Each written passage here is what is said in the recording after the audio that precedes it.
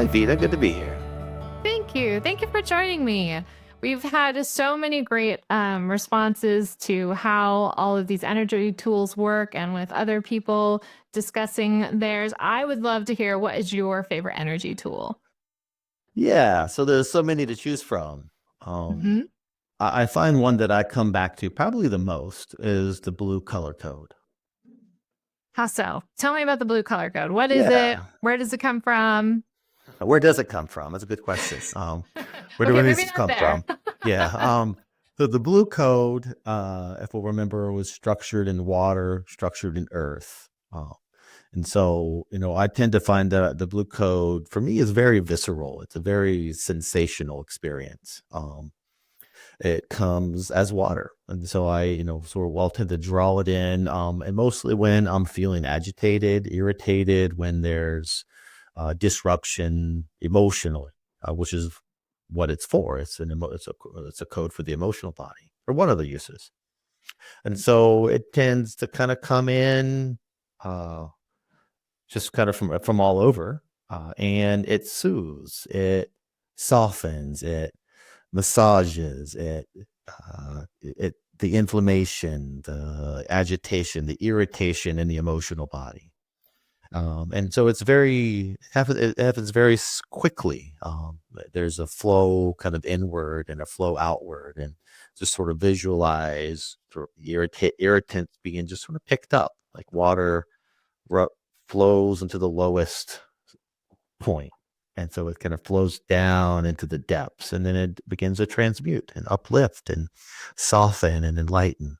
And so then it just sort of a flow outward. And in the blue, there's also the sense of strength, sense of structure and stability that comes with the earth, the earth tones and the earth colors.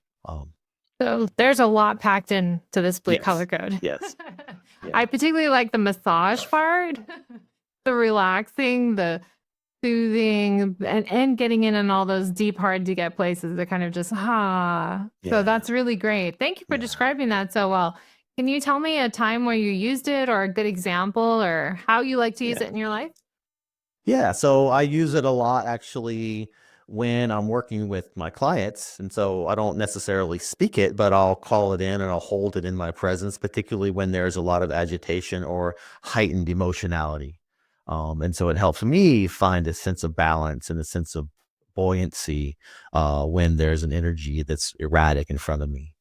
And so I, I use it a lot when I'm irritated at my wife. When I'll call it in and I'll sort of sit with it, run it before making a comment, which usually is no comment, which works better often than making a comment.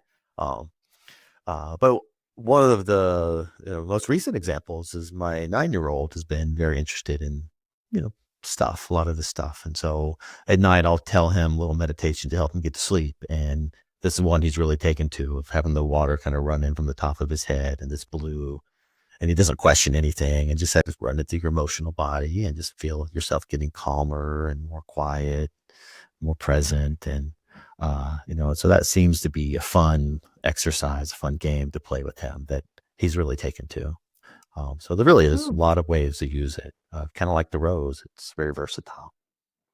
That's a really great examples. I love to be able to use it with agitation, like you're pointing out, because sometimes I get frustrated or frustration when things don't work. So just bringing in that blue to calm things and cool things off, and that's a really great example. And then get yourself to sleep. That is Yeah, lovely. yeah. Wow, And wow. the water can float you out to sea and sort of disappear into the night. Yeah, That yeah. is a great visual. I love that. I think I might have to try that. Do you have any tips or tricks for anyone else who wants to give it a go? Yeah, like all these tools, it's just intention. There's nothing really, you can't do it wrong. You have an intention to be in the blue code and to draw the blue code, is whatever words you want to do to kind of become aware of where you already exist in the blue code.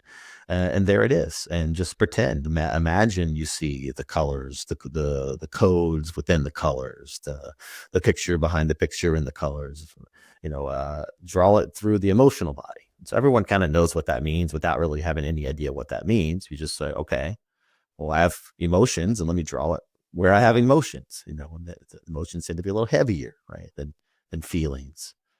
So like all these tools, it's just you choose to do it and it works without a lot of drama, and it works unless we don't think it works, and then it doesn't work.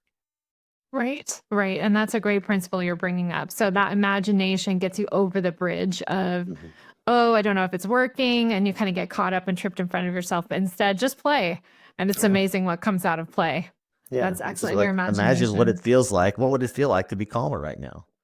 So I know it. I can imagine. I often tell people, if you're writing a story where the character is feeling very calm, yeah, I know you can't feel calm, but if you're writing the story and it's first person creative writing, the character, how would that character, what qualities might that character experience? And so sort of a backdoor into some of the words.